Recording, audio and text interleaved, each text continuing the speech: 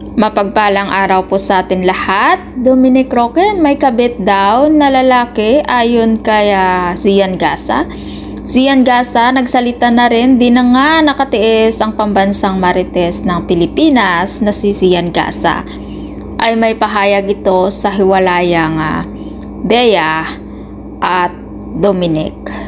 Binuking ni Zian Gasa kung ano ang dahilan ng hiwalayang Dominic Roque at Bea Alonso, at ayon daw di umano sa source ni Zian Gasa, inuubos daw di umano ni Dominic Roque ang pera ni Bea Alonso.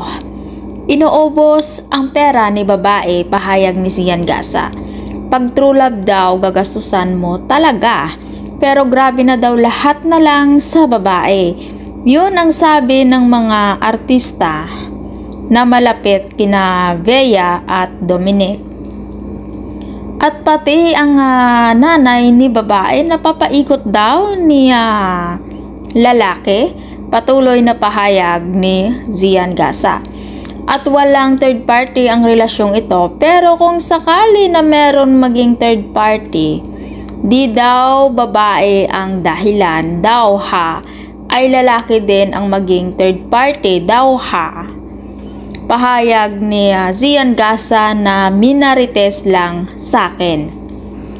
At patuloy na pahayag ni Zian Gasa nang magkapirmahan na daw ng prenup agreement, ayaw ni lalaki.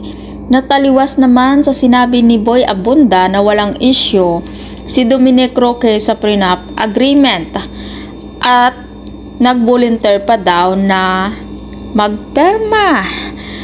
At natuklasan pa ito ng kampo ni Bea Alonso na ang condo unit na tinutuluyan ni Dominic Roque ay pag-aari daw ng kontrobersyal na politiko.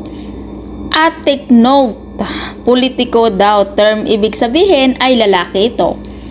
Pinaimbestigahan daw ng pamilya ni Bea Alonso kung ano daw ba ang trabaho ni Dominic Roque dahil nakakaya niyang tumira sa isang super pangmayaman na condo unit. Ang sabi, meron siyang business tapos nakatira siya sa super pangmayaman na condo.